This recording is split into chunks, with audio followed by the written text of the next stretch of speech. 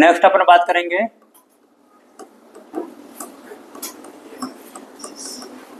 Gametogenesis की। Gametogenesis होता क्या है? Formation of gametes.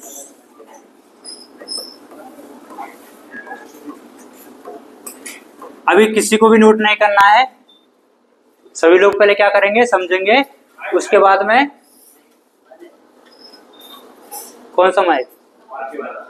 अच्छा, फॉर्मेशन ऑफ गैमेट्स, ठीक है। ये जो फॉर्मेशन ऑफ जो गैमेट है वो मेल में होगा या फीमेल में होगा? दोनों में होता है, मेल एंड फीमेल। अगर मेल में होगा तो इस प्रोसेस का नाम क्या होता है? Spermatogenesis.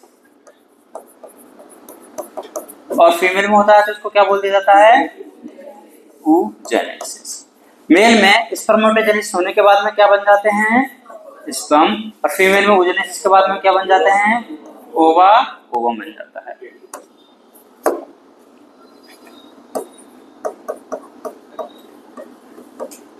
Spermatogenesis, process of formation of sperm is known as spermatogenesis. गौर से देखना है, सबसे पहले होती है पीजीसी। पीजीसी का मतलब होता है प्राइमोर्डियल जर्म सेल्स।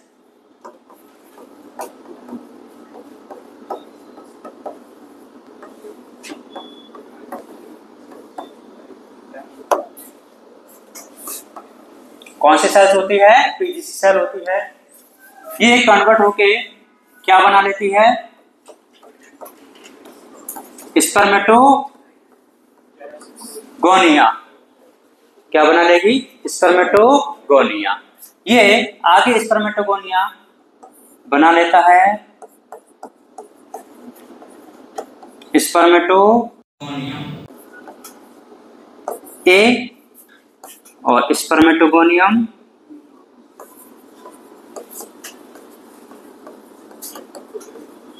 गोनियम बी। अब होता क्या है कि जैसे आपको पता है कि मेल के केस में जो स्पर्मेटोजेनेसिस है लाइफ टाइम चलता रहता है। इसका मतलब हुआ कि जो स्पर्मेटोगोनियम में जो दो सेल बनाई है, spermatogonium A and spermatogonium B, उनमें से केवल एक वाली ही जो स्पर्मेटोगोनियम है वही आगे क्या करती है? पार्टिसिपेट करती है आगे फर्दर डिवीजन के लिए। जो दूसरी वाली होती है वो एज ए स्टेम सेल काम करती है। स्टेम सेल का मतलब आपको पता होगा कि अगर बाय चांस ये वाला जो प्रोसेस हो रहा है उसमें कोई भी इंटरप्शन आ जाएगा, किसी भी वजह से अगर वो स्टॉप हो जाता है तो अपने पास में दूसरी वाली स्पर्मेटोगोनियम है ये डिवीजन स्टार्ट कर देगी, जिससे कि क्या है? स्पर्म कंटिन्यूअली बनते रहेंगे। तो अपन अब इसको आगे फर्दर डिवीजन में लेकर के चलते हैं। स्पर्मेटोगोनियम जो बी होती है वो आगे क्या बना लेती है? Primary spermatocyte. क्या बना लेती है? Primary spermatocyte. क्या बना लिया है? Primary spermatocyte. ये जो प्राइमरी स्पर्मेटोसाइट है इसमें होती है, मतलब स्पर्मेटोगोनियम बी जो है ना वो ग्रोथ करके क्या बना लेती है? प्राइमरी स्पर्मेटोसाइट बना लिया है ग्रोथ करके। अब इस प्राइमरी स्पर्मेटोसाइट में होता है मियोसिस फर्स्ट। कौन सा होता है? Meiosis first. अब जो ये मियोसिस फर्स्ट जो डिवीजन होता है वो रिडक्शनल डिवीजन होता है कि इक्वेशनल डिवीजन होता है? रिडक्शनल होता है।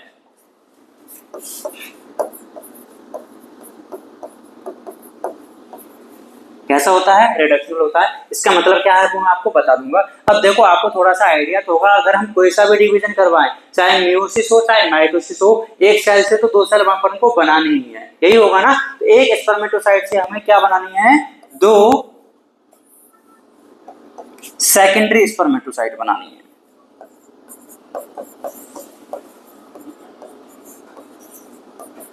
तो यहाँ पे एक सेकेंडरी स्पर्मेटोसाइट और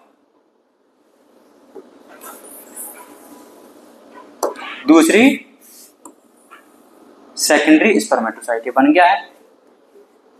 अब इसमें किसमें? सेकेंडरी स्पर्मेटोसाइट में भी क्या करवाना है? एक और डिवीजन करवाना है। और यहाँ पे कौन सा डिवीजन हो जाएगा? Meiosis second. और आपको पता ही होगा कि जो मियोसिस सेकंड होता है वो तो माइटोसिस के जैसा ही होता है। तो इसको अपन कौन सा डिवीजन बोलेंगे? Equational division. अब बताइए, जब मैंने किसी को भी डिवीजन में करवाना है तो एक सेल से कितनी सेल बनेगी? 2 सेल बनती हैं। तो यहाँ पे इस सेकेंडरी स्पर्मेटोसाइट से भी कितने बन जाएंगे? 2 सेल बन जाएगी। और यहाँ पे इस सेकेंडरी वाली से भी क्या बन जाएंगी? 2 सेल बन जाती है। और यहाँ पे जो बनता है उनको क्या बोल दिया जाता है? स्पर्मेटिड बोल दिया जाता है। क्या बोल दिया जाता है? स्पर्मेटिड। तो टोटल कितने स्पर्मेटिड बन जाएंगे? ये भी स्पर्मेटिड है, ये भी स्पर्मेटिड है, ये भी स्पर्मेटिड है। क्या स्पर्म बन गए हैं? क्या नहीं बने हैं। अभी इनको स्पर्म में कन्वर्ट करवाने के लिए हमें क्या प्रोसेस करवाना पड़ेगा? चारों के लिए मैं यहाँ पे 4 मल्टीप्लाई बाई स्पर्म लिख देता हूँ। स्पर्म को ही क्या बोल दिया जाता है? स्पर्मेटोजुआ बोल दिया जाता है। यहाँ पे जो प्रोसेस होता है उसके डिफरेंट डिफरेंट नाम होते हैं, जैसे कि स्पर्मियोजेनेसिस, इसी को बोल दिया जाता है मेटामॉर्फोसिस, इसी को बोल दिया जाता है डिफरेंशिएशन, इसी को बोल दिया जाता है स्पर्मेटोलियोसिस। स्पर्मियोजेनेसिस, मेटामॉर्फोसिस, डिफरेंशिएशन और स्पर्मेटोलियोसिस बोल दिया जाता है किसको? स्पर्मेटिड से स्पर्म बनने का प्रोसेस। तो देखो सबसे पहले क्या आता है इसमें? पीजीसी जो होती है, पीजीसी कन्वर्ट हो जाती है किसमें? स्पर्मेटोगोनिया में। स्पर्मेटोगोनिया क्या करके क्या बना लेता है? अब देखो यहाँ पे एक सेल थी और यहाँ पे मैंने 2 सेल बनाई है, तो कौन सा डिवीजन हुआ होगा? माइटोसिस डिवीजन हो जाता है। यहाँ पे कौन सा डिवीजन हो गया है? माइटोसिस। तो एक माइटोसिस हो जाते हैं और एक मियोसिस हो जाता है। एक माइटोसिस और एक मियोसिस। मियोसिस के अंदर भी एक फर्स्ट होता है और एक सेकंड होता है, लेकिन हुआ तो मियोसिस तो एक ही है ना, फर्स्ट और सेकंड अलग अलग पार्ट होते हैं। तो वापस से बताइए, इसका सीक्वेंस आपको याद रखना है। PGC, spermatogonia, spermatogonium, primary spermatocyte, secondary spermatocyte, spermatid, sperm या फिर स्पर्मेटोजुआ। ये बात क्लियर है सबको? ठीक है। अब अपन इनके बात करते हैं किसकी? क्रोमोसोम की। ये जो स्पर्मेटोगोनिया होता है इसके पास में कितने क्रोमोसोम होते हैं? 44 प्लस XY। अब स्पर्मेटोगोनियम बना दिए, इनके पास में कितना क्रोमोसोम होंगे बताइए?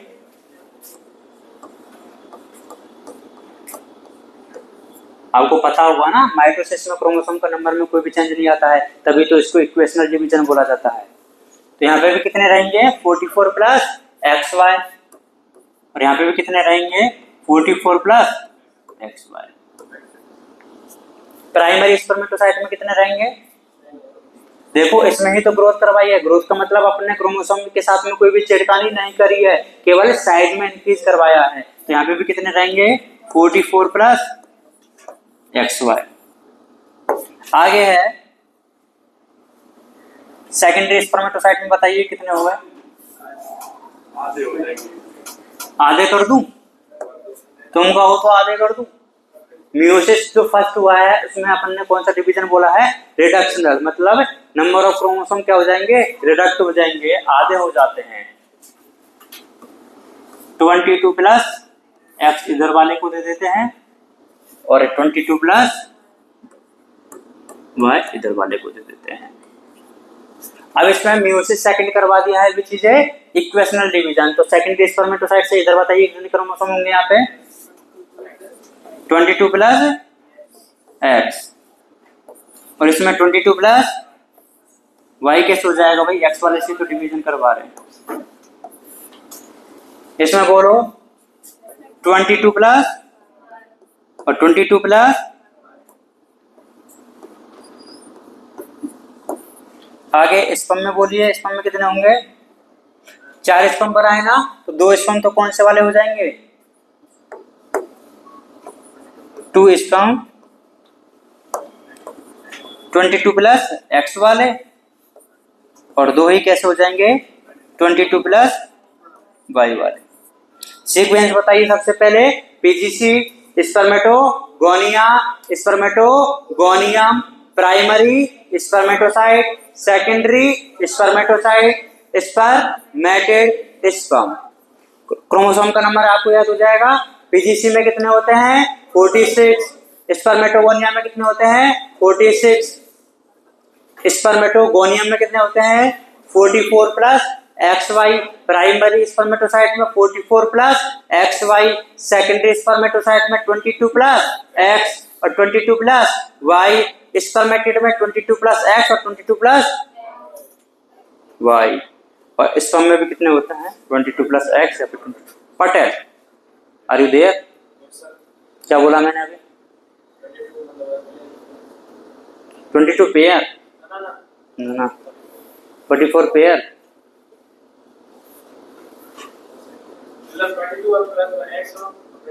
ओके, अब हम बात करेंगे इनकी प्लॉइडी की।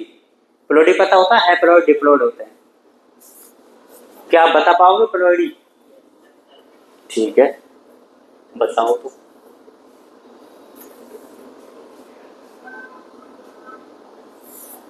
स्पर्मेटोगोनिया की प्लॉइडी बताइए भाई। 2n की n 2n। स्पर्मेटोगोनियम की इसकी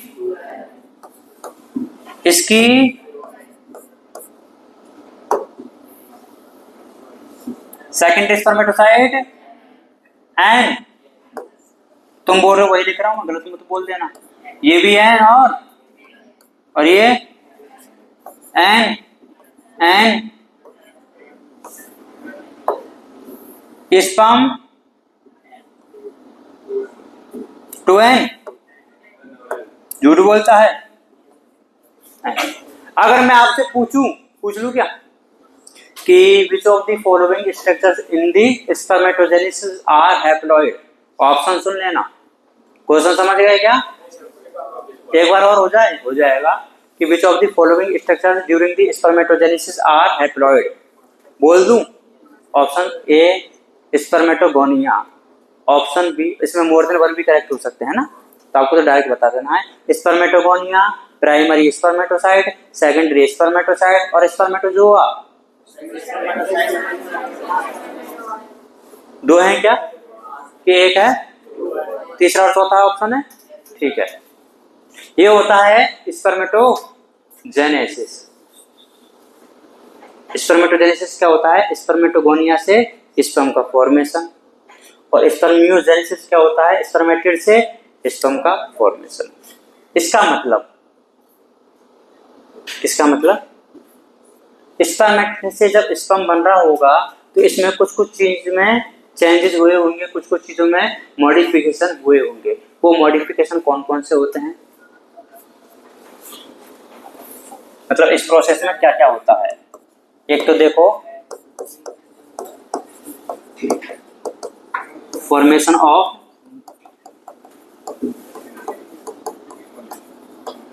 axial filament, Golgi body convert into acrosome. और क्या हो जाता है? Elongation of nucleus. अपन ने जो डायग्राम बनाया था वो स्पर्मेटिड का था या स्पर्म का था? अरे स्पर्मेटिड का था या स्पर्म का था? स्पर्म का था या स्पर्मेटोजोआ का था? दोनों का ही था। ठीक है, तो क्या उसमें मैंने एक्रोसोम बनाया था? क्या उसमें मैंने एक्सियल फिलामेंट बनाया था? क्या मैंने उसमें न्यूक्लियस को इलोंगेटेड बताया था? तो तीनों के तीनों प्रोसेस कब होते हैं? ये इस प्रोसेस के दौरान होते हैं। कौन कौन से? Formation of axial filament, Golgi body converted to acrosome and elongation of nucleus. ये जब तक नहीं होंगे क्या वो अपन उसको मैच्योर स्पर्म बोल सकते हैं क्या? नहीं बोल सकते। अरे बोल सकते हैं क्या? नहीं बोल सकते। कि स्पर्म बन भी गया, एक्रोसोम ही नहीं बना है। एक्रोसोम नहीं बना तो वो तीन एंजाइम कहां से बनेंगे? कौन कौन से? कोरोना पेनिट्रेटिंग एंजाइम, हाइलुरोनिडेज और जोनालाइसिन। अगर उसका इलोंगेशन नहीं हुआ है न्यूक्लियस का तो उसका जेनेटिक मटेरियल कैसे ट्रांसफर हो पाएगा? अगर उसमें एक्सियल फिलामेंट नहीं है तो वो मोटाइल कैसे हो पाएगा? अरे समझ रहे हो कि मेरी बात को? ये कौन सा प्रोसेस होता है? स्पर्मेटोजेनेसिस। अब हम बात करेंगे किसकी? oogenesis की। किसकी करेंगे? oogenesis।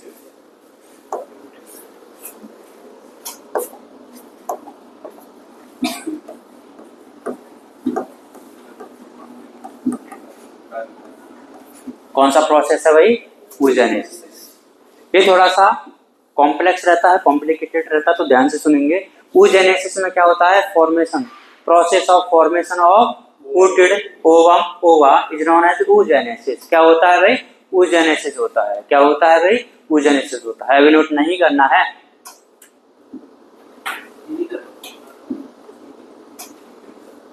कोई बात नहीं है। आपको लगता है कि मैं गलत बात बोल रहा हूँ, तुम्हें कोई बात नहीं है। पीजीसी होती है, इसमें भी प्राइमोर्डियल जर्म सेल्स होती है। क्या होती है? पीजीसी। पीजीसी मॉडिफाइड हो जाती है किसमें? oogonia में। वहां पे क्या बना था? स्पर्मेटोगोनिया।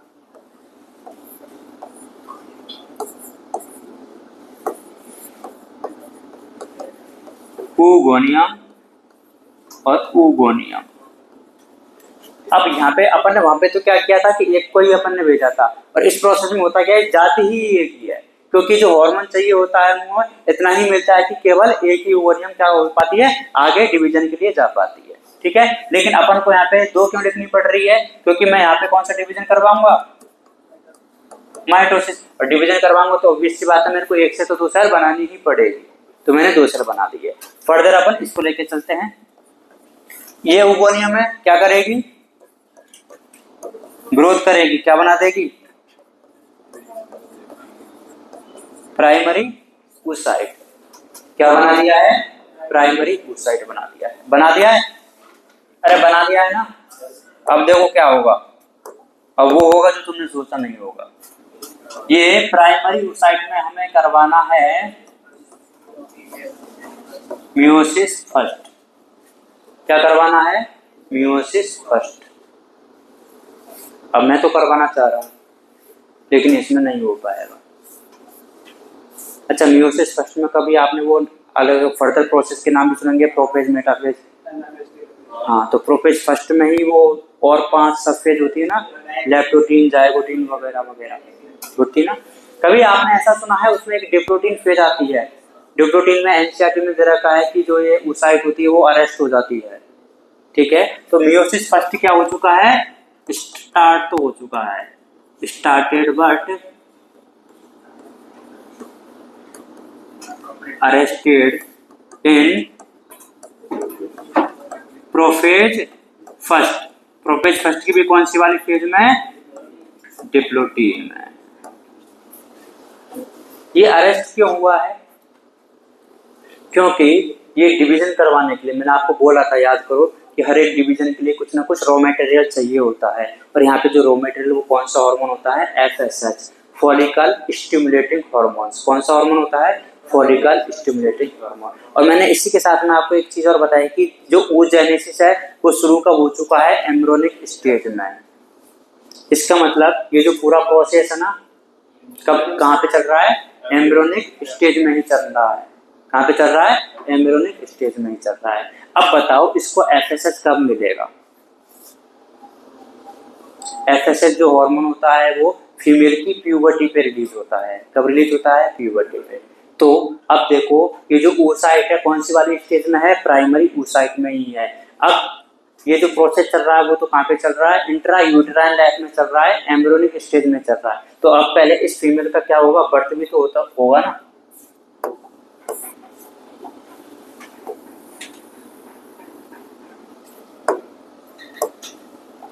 तो यहाँ पे क्या हो चुका है? उसका बर्थ हो चुका है, हो गया है बर्थ। अब बर्थ होते ही तो FSH मिलेगा नहीं, कब मिलेगा?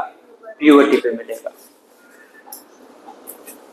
तो बर्थ और प्यूबर्टी की जो बीच की जो फेज होती है उसको कौन सी फेज बोला जाता है?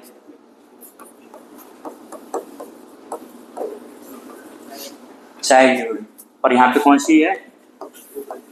प्यूबर्टी। और जैसे ही आई प्यूबर्टी, जब भी फीमेल का फर्स्ट मेंस्ट्रुअल साइकिल रन होता है उसमें कौन सा हार्मोन मिल जाता है? उसको FSH मिल जाता है। और ये जो डिवीजन था जो कि अरेस्ट हो चुका था वो क्या है? आगे कंप्लीट हो जाता है। जब मैं डिवीजन को कंप्लीट करवाऊंगा तो बताओ क्या बनाऊंगा, 1 से 2 सेल तो बनानी पड़ेगी ना, अरे बनानी पड़ेगी ना। तो एक तो क्या बन जाती है देखो, प्राइमरी पोलर बॉडी और secondary oocyte। Primary polar body और सेकेंडरी oocyte बन जाती है। बना दी, अरे बना दी क्या। यहाँ पे जो डिवीजन हुआ है क्या दोनों एक जैसी सेल बनी है? नहीं बनी है। पर आपने तो ऐसा ही सुना होगा ना कि एक सेल से जो 2 सेल बनती है वो एक जैसी बनती है। इसमें क्यों नहीं बनती है? क्योंकि यहाँ पे क्या होता है, अनइक्वल साइटोकाइनेसिस होता है। दोनों इक्वल नहीं बनती है। जो साइटोप्लाज्म और जो न्यूक्लियस होते हैं उनका जो डिवीजन होता है वो कैसा होता है, इक्वल नहीं होता है। तो मतलब दोनों के पास में जो साइटोप्लाज्म रहेगा वो सेम इक्वल अमाउंट में रहेगा क्या? नहीं रहता है। इसका मतलब इनमें से जो एक सेल होती है, जो प्राइमरी जो पोलर बॉडी है उसकी साइज थोड़ी सी छोटी छोटी होती है और जो सेकेंडरी साइट है उसकी साइज बड़ी होती है। अब हमें बनाना क्या था, ओवम बनाना है। बना दिया है क्या? नहीं बना है। इसका मतलब अभी मेरे को और फर्दर डिवीजन करवाना पड़ेगा। अब मेरे को बताइए जो डिवीजन है वो किस में करवाऊंगा, सेकेंडरी oocyte में कि प्राइमरी पोलर बॉडी में? क्यों, इसमें क्यों नहीं होगा अभी बताएंगे। ये है सेकेंडरी oocyte। अब इसमें बताओ डिवीजन कौन सा करवाना है, मियोसिस सेकेंड। कौन सा डिवीजन करवाना है, मियोसिस सेकेंड। कौन सा डिवीजन करवाना है, मियोसिस सेकेंड। हो पाएगा क्या?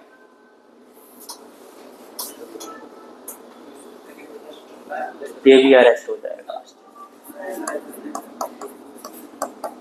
Started but arrested. कौन सी वाली फेज में, मेटाफेज फर्स्ट की सेकंड में। क्यों अरेस्ट हुआ था बताओ? हाँ नहीं, क्यों हुआ था? जैसे वो तो क्यों अरेस्ट हुआ था, क्योंकि एफएसएस नहीं मिला था।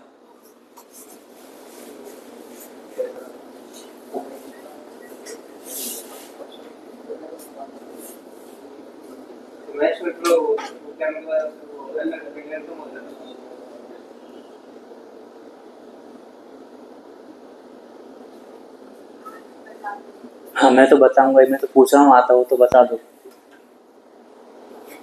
इसलिए होता है क्योंकि जब ये अनइक्वल साइटोकाइनेसिस हुआ था और हर एक डिवीजन की क्या रिक्वायरमेंट होती है, जो जैसी सेल होती है वो आगे फर्दर भी सिमिलर सेल, आइडेंटिकल सेल्स बननी चाहिए। लेकिन अपन ने यहाँ पे क्या कर दिया, लफड़ा कर दिया। लफड़ा क्या हो गया था कि एक अपन ने बड़ी सेल बना दी है विच इज कॉल्ड है सेकेंडरी oocyte, और एक छोटी सेल बना दी जिसको हमने क्या बोला है, प्राइमरी oocyte। तो क्या तुम्हें लगता है कि ये जो प्राइमरी पोलर बॉडी है कम साइटोप्लाज्म को लेकर के खुश है? नहीं होता ऐसा। होता क्या है कि जो ये सेकेंडरी oocyte होती है, जो अपना सेंट्रल होती है, वो भी इसी को दे देती है। क्योंकि आपको पता होगा डिवीजन करवाने के लिए हमें क्या चाहिए होता है, सेंट्रल चाहिए होता है। कभी आपने सुना है आपकी बॉडी में जो नर्व सेल होती है वो कभी भी डिवाइड नहीं कर पाती है, बिकॉज उनके पास में सेंट्रल नहीं होता है। तो सेंट्रल चाहिए होता है किसके लिए, डिवीजन करने के लिए। लेकिन ये भूल गई थी कि उसको भी आगे डिवीजन करना था। इसने अपना सेंट्रल किसको दे दिया है, इसको दे दिया है। अब ये आगे जाएगी तो इसका कुछ अपन को काम तो करना ही नहीं है। अब इसने डिवीजन तो शुरू कर दिया है लेकिन अरेस्ट हो गया है। क्यों, क्या नहीं था, सेंट्रल नहीं था। अब इसको क्या चाहिए, सेंट्रल चाहिए। याद करो वो दिन इस हम पढ़ रहे थे, उसके नेक वाले डिवीजन में 2 सेंट्रल थे, एक प्रोक्सिमल था और एक दूसरा डिस्टल था। उसमें प्रोक्सिमल वाले का क्या काम निकलवाया है, क्लीवेज करवाने का। और क्लीवेज कब होगा, जब ये सेकेंडरी oocyte से वो मिल जाएगा। तो इसको सेंट्रल कौन देता है, फिर वो स्टम लेकर के आता है अपना सेंट्रल के ले जी ले अपनी जिंदगी। तो यहाँ पे जो ये अरेस्ट हो चुका है, किसकी वजह से अरेस्ट हुआ, तो किसके पास में क्या नहीं है, सेंट्रल नहीं है। इसका मतलब जो सेकेंडरी oocyte है वो रिलीज हो चुका है। और सेकेंडरी oocyte के रिलीज होने की प्रोसेस को हमने क्या बोला है, किसी को आइडिया? ओव्यूलेशन बोला जाता है। तो यहाँ पे क्या हो चुका है, ओव्यूलेशन तो हो गया है। अब ओव्यूलेशन हो गया है, सेकंड oocyte रिलीज हो गया है कहाँ पे, सीलोम में, और पहुंच चुका है ये फैलोपियन ट्यूब में। कहाँ पे पहुंच चुका है, फैलोपियन ट्यूब में। अब बताओ कितनी देर के बाद में इसके पास में स्पर्म आ जाना चाहिए।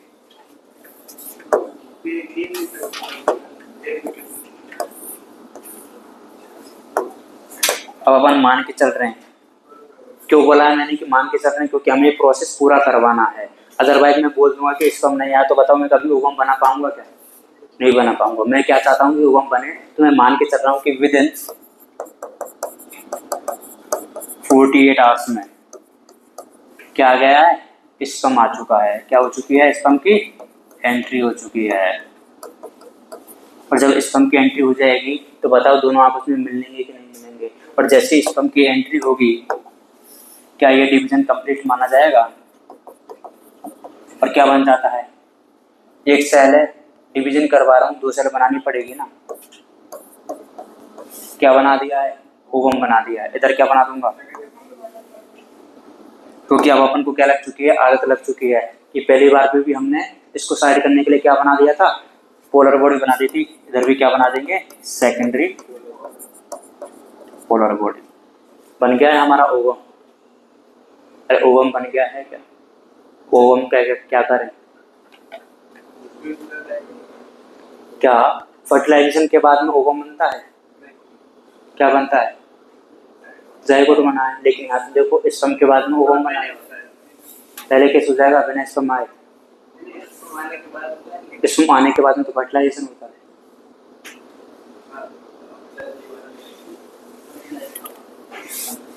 क्या लफड़ा है, मिले ही नहीं है, बिना मिले फर्टिलाइजेशन कैसे हो जाएगा। बोल दिया ना स्पर्म की एंट्री हो गई है, स्पर्म क्या बाहर से आए थोड़ी ना करेगा। अरे भाई कॉमन सेंस लगाओ ना, जब सेंट्रियोल देना है तो पास में तो आना ही पड़ेगा। ये तो ने फेंक के मार दिया सेंट्रियोल। अरे उसकी नेक में है भाई, हेड में भी नहीं है। पटेल तेरे हेड में क्या है, उसको यूज कर। इधर जो स्पर्म आया है तो फर्टिलाइजेशन होगा, फर्टिलाइजेशन होगा तो जायगोट बनेगा। इधर तो ओवम बना है। व्हाई दिस पोलैरिटी, कभी आपने सुना है, फर्टिलाइजेशन के 4 स्टेप होते हैं, सिनगैमी, प्लाज्मोगैमी, कैरियोगैमी, एम्फीमिक्सिस। जब एम्फीमिक्सिस हो जाता है तब जाकर के क्या बनता है, जायगोट बनाता है। यहाँ पे जो है केवल फर्स्ट स्टेप हुआ है, कौन सा वाला, सिनगैमी। बस इनकी मीटिंग हुई है, आपस में आए हैं, और आपस में जब आ जाते हैं तो क्या है, सेंट्रियोल का ट्रांसपोर्ट हो जाता है। अब दूसरा होता है कि पहले तो ये आपस में टची करते हैं, टची हो गया प्लाज्मा मेम्ब्रेन का। उसके बाद में कौन कांटेक्ट में आएगा, साइटोप्लाज्म कांटेक्ट में आता है। साइटोप्लाज्म के कांटेक्ट को ही बोला जाता है प्लाज्मोगैमी। क्या बोलेंगे, प्लाज्मोगैमी। अब साइटोप्लाज्म कांटेक्ट आ गया, साइटोप्लाज्म के अंदर क्या होते हैं, न्यूक्लियस होते हैं। न्यूक्लियस के लिए यूज किया जाता है कैरियो, तो फिर क्या हो जाएगी, कैरियोगैमी। और जब बताओ न्यूक्लियस मिल गया है तो सब कुछ मिल जाता है, फिर क्या हो जाता है, एम्फीमिक्सिस। जब एम्फीमिक्सिस कंप्लीट हो जाता है तो ही क्या बनता है, जायगोट बना है। इसका मतलब यहाँ पे केवल और केवल फर्टिलाइजेशन का फर्स्ट स्टेप कंप्लीट हुआ है, कौन सा वाला, सिनगैमी। ऐसा नहीं कि सर मिले ही नहीं, मिले तो हैं, बिना मिले में कैसे बना दूंगा। अरे कुछ चीज का ट्रांसफर करना है तो मिलना तो पड़ेगा ना भाई। तो फर्टिलाइजेशन के कितने स्टेप होते हैं, एक होता है सिनगैमी, दूसरा कौन सा होता है, प्लाज्मोगैमी, कैरियोगैमी और एम्फीमिक्सिस। अभी कौन सा प्रोसेस हुआ है, केवल और केवल सिनगैमी हुआ है, बाकी के प्रोसेस बाद में होंगे। समझ में आया क्या, वापस से सीक्वेंस बताइए। सबसे पहले क्या होती है, प्राइमोर्डियल जर्म सेल्स होती है, उसके बाद में गोनिया होती है, उसके बाद में गोनियम होती है, उसके बाद में प्राइमरी oocyte, सेकेंडरी oocyte और ओवम मिल जाता है। अब अगर आपसे कोई पूछे, कोई तो क्या पूछेगा, पहले मैं ही पूछ देता हूँ कि उस oogenesis प्रोसेस में टोटल कितनी पोलर बॉडी का फॉर्मेशन होता है, सोच के बोलना। पूरे oogenesis के प्रोसेस में ऑप्शन दे देंगे 1 2 3 4।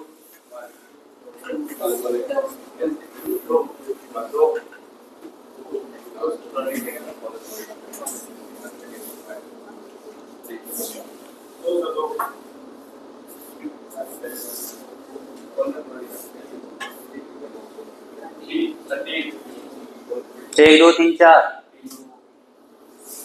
3 की 2, 3 कहाँ बना दी, एक ही और एक वो, एक माइटोसिस से एक मियोसिस से, माइटोसिस से ऊपर ही हो गया, वहां कौन सी प्योर बॉडी बना दी मैंने, क्या बोल रहा है, थोड़ा नीचे और एक माइट और थोड़ा सा नीचे, ये ले जवाब तो दे दे, 3 बनेगी कैसे,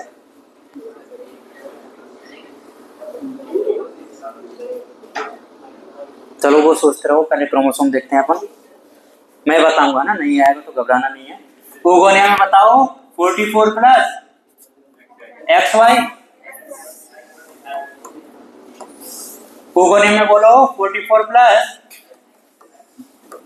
अच्छा साथ के साथ ही डिप्लॉइडी भी बताते जब वापस आना पड़ेगा, 2N या N, 2N या N, प्राइमरी साइड का बोलिए 44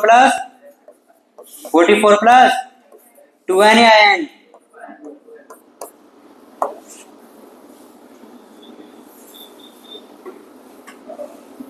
सेकंड टू साइड का बोलिए chromosome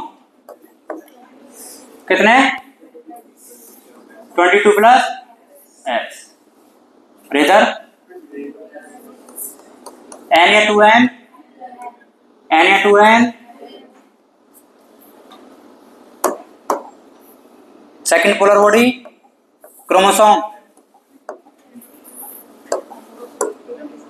22 plus N2N, 22 plus N2N।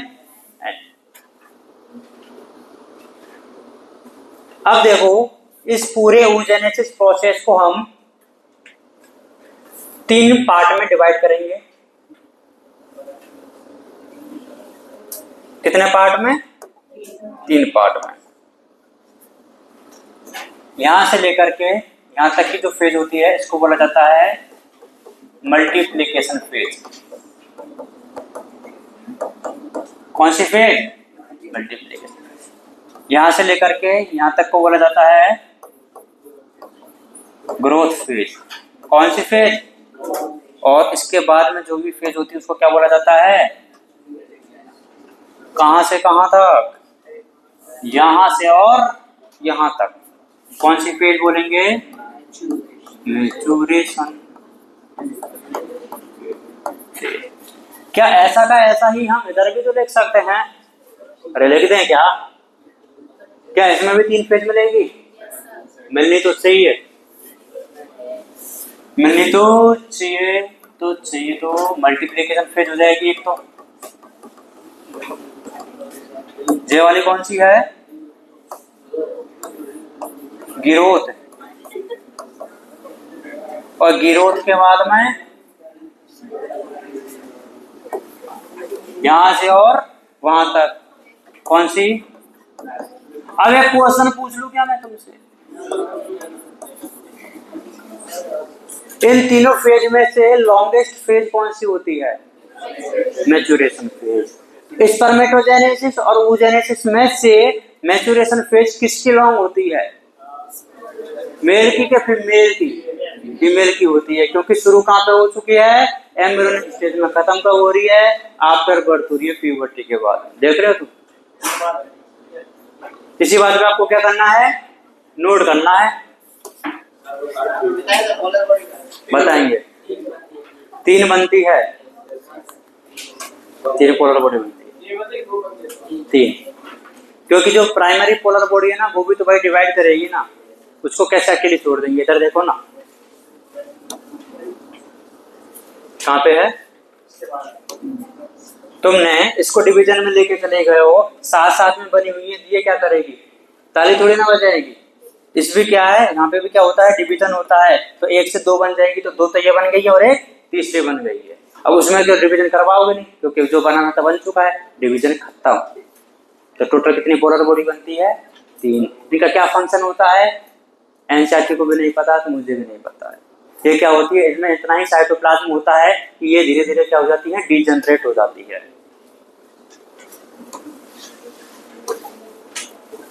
NCERT खुद बोलती है कि हमें फंक्शन नहीं पता है।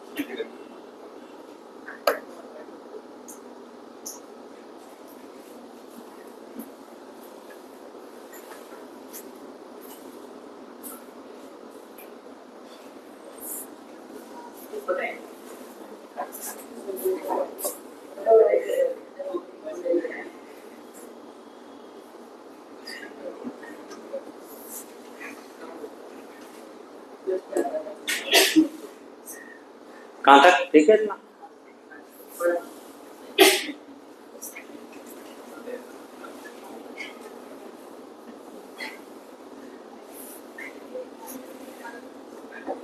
जो जो भी मैंने लिखा है सब सब आपको लिखना है, कुछ भी रहना नहीं चाहिए।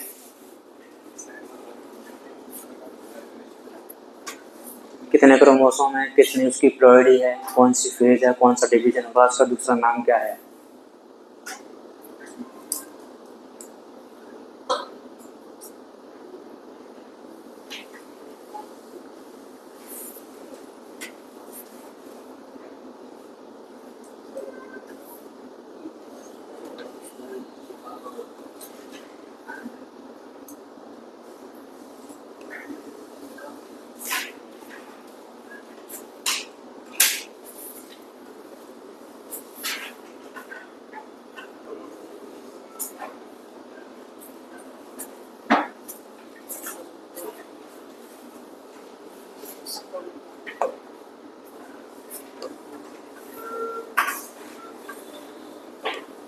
नेक्स्ट करिए।